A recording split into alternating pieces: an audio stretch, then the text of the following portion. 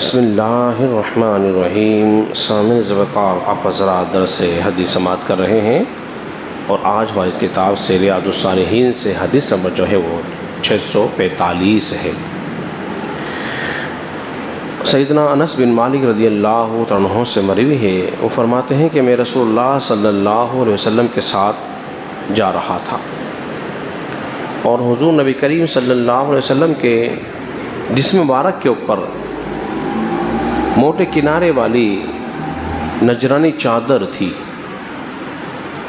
ایک اعرابی آ گیا اور آنے کے بعد اس نے زور سے چادر کو کھینچا،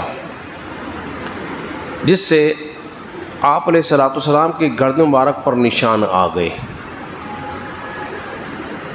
اور کہا، اے محمد صلی اللہ علیہ وسلم،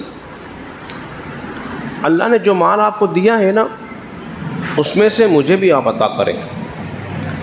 آپ علیہ الصلوۃ والسلام اس کی طرف دیکھ کر مسکرائے اور مسکرانے کے بعد آپ نے صحابہ کو حکم دیا، اس کو کچھ مال دے دو۔ اب ذرا غور کریں اس حدیث مبارکہ کے اندر کہ حضور علیہ الصلوۃ والسلام کے جسم مبارک پر چادر ہے موٹے کناروں والی، کھردری نجرانی چادر ہے۔ جب اس نے کھینچا تو آپ کے جسم مبارک پر نشان پڑ گئے، آپ کو تکلیف دی۔ اگرچہ اس کا یہ فعل جو تھا ادب کے خلاف تھا، وہ دربار رسالت کے آداب کو نہیں جانتا تھا کہ بارگاہ رسالت میں کس طرح بات کرنی ہے، اس سے ناواقف تھا۔ کیوں؟ اس لیے کہ وہ دیہات کا رہنے والا تھا اور نیا مسلمان ہوا، وہ دین کے مسائل سے ناواقف تھا، اس لیے اس نے ایسا فعل کیا۔ اگر کوئی یہ فعل دوسرا کرتا یقیناً کفر ہوتا، مگر نبی کریم صلی اللہ علیہ وسلم کے حلم اور بردباری کے کہ آپ نے قربان جائیے تکلیف بھی برداشت کی، مسکرائیں بھی۔ آپ مسکرا دیے، فرمایا اس کو دے دو۔ علماء کرام بیان فرماتے وہ نہ وہ شخص کافر تھا نہ منافق تھا۔ کیوں؟ اس لیے کہ کافر اور منافق کو زکوٰۃ نہیں دی جا سکتی، زکوٰۃ کے مال میں سے آپ نے اس کو عطا فرما دی اور وہ چلا گیا۔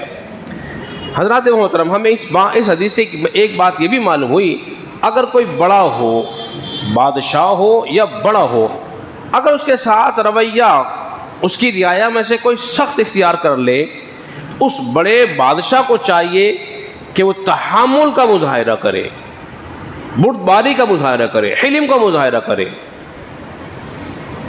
اور اس کو جواب اچھے طریقے سے دے۔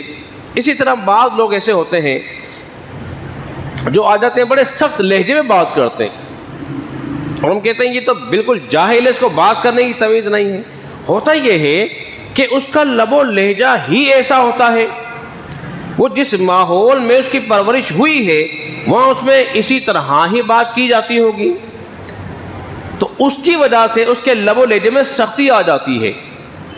تو لہذا اس بات کو درگزر کرتے ہوئے آپ اپنے لب و لہجے کو سخت نہ کرو، بلکہ اپنے لب و لہجے کو آپ نرم رکھو، تاکہ آپ کی نرمی اس کے دل میں پیوست ہو جائے اور اس کی بری عادتیں بھی اچھائی میں تبدیل ہو جائیں۔